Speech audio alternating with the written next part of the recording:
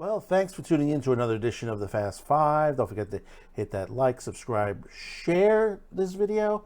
We really do appreciate it. Also, hit that notification bell. You'll get all of our notifications when we air all of our shows here on CutiCast TV. We hope that you enjoyed your holiday Easter weekend, whether you're Jewish, whether you're Catholic, all denominations, even if you just don't believe in the deity itself. We hope you enjoyed your weekend itself. It was a nice weekend, considering all the craziness was going on. Another shooting, and let's see, Bud Lights in the basement, and the Super Mario Brothers hitting major success. But this is a special edition on here of the Fast Five, as we're going to be talking about mostly manga anime news stories, and you probably have not heard these because these are not in the forefront of the mainstream media, or in most YouTubers on there. You might hear from the smaller anime manga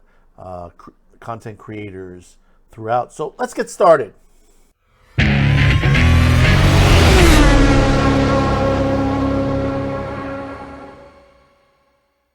Let's start with this story.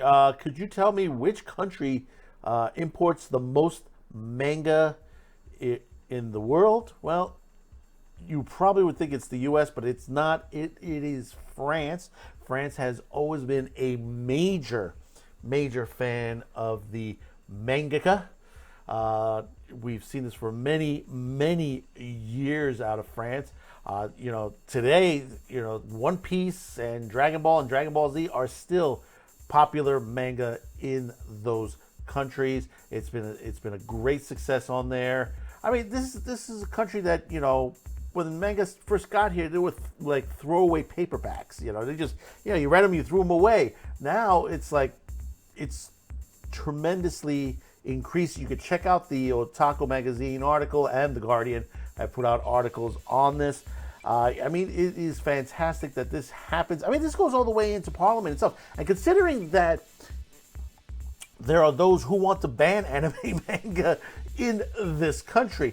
But this story leads into this second story from France is basically Abrams, The Art of Books since 1949, will be now publishing manga. Now, if you're not familiar with Abrams, they are a part of a French group, which is the owner is Media Participants.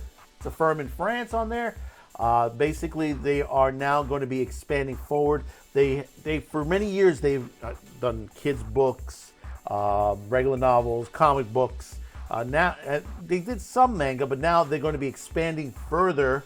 Since graphic novels and comics have been going downward trend, which in the U.S. it's already in the basement, but you're seeing a massive growth in the manga industry. So Abrams, basically they jumped in before anybody else does. So we'll probably be seeing a lot from them in the near future. Well, moving over to Hollywood, don't know, good news, bad news, good news. Taika Waititi is supposedly moving forward with that live action Akira movie that they've been trying to make for many years now. I mean, oh God, this is about as bad as Deadpool. Remember when Deadpool was trying to be made, how many years that took to make. But I don't think, this is a difficult project, number one. And we saw what happened with Ghost in the Shell as far as cinematography. I mean, they almost had it right as far as the scripting. There were some problems with the scripting. But the overall major problem was the cinematography on how it's done. You have to try to repeat what the original anime had in it. The cinematography, the way it looked on there, the sounds, the feels, everything that it had wasn't done well with Ghost in the Shell. And I don't think with Akira, they're going to do the same thing. I mean, they have, if anything,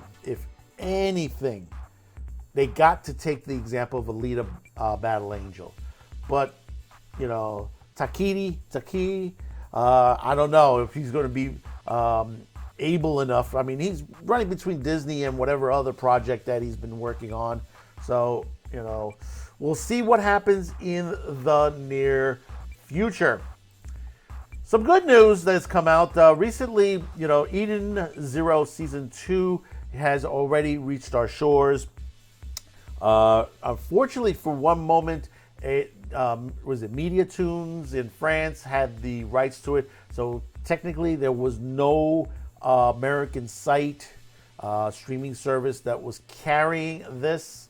There was only like maybe 3 or 4 others, which was one. It was in Taiwan, the French, and I think there was one in South America. And that was about it. That's you literally would have gone to the high seas for this. But the good news is that Crunchyroll has gotten the rights to Eden Zero Season 2, which by now would have aired episode 2. I've seen episode 1 already. It's been good so far. A lot of the new anime that's coming out for the spring the looks have been pretty good. I just saw Demon Slayer the other day.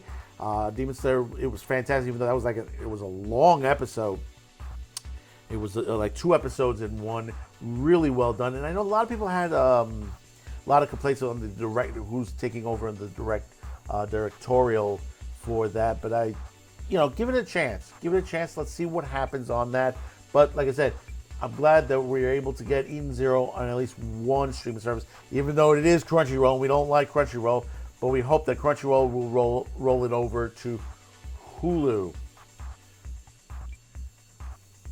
And finally, from the creator of Dragon Ball Z, Akira Toriyama, he has a new anime that is coming out very soon. It's called Sandland.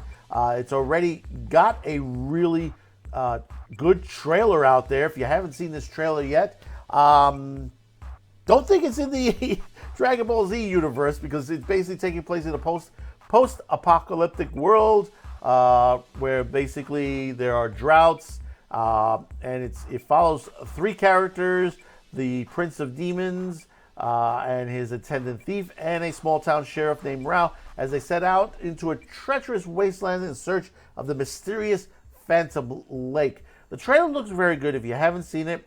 Obviously, it is on YouTube. And this is coming sometime toward the end of the summer. So I guess it's going to come into technically the fall, end of summer, fall season, into the beginning of the fall season on there.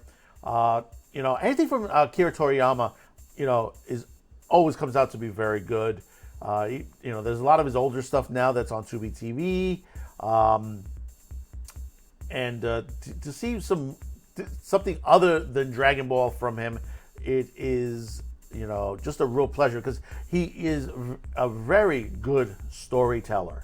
That's the one thing, and that's why Dragon Ball did what it did, how it became part of the culture when it came to you seeing it on Toonami, and that how the Americans embraced.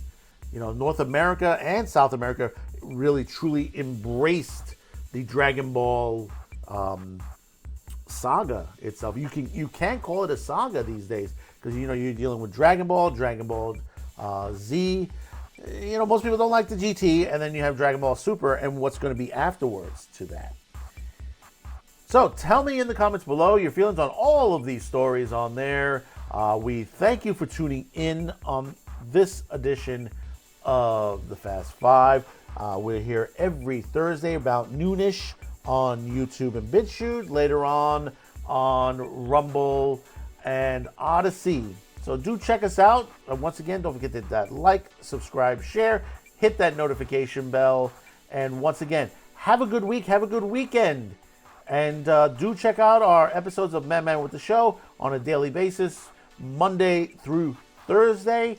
And guess what? Man Cafe will be returning soon. Hopefully, we will get it back up and running by at least May. So do stay tuned for that. Once again, thank you for tuning in, and we'll see you on the next one. Bye-bye now.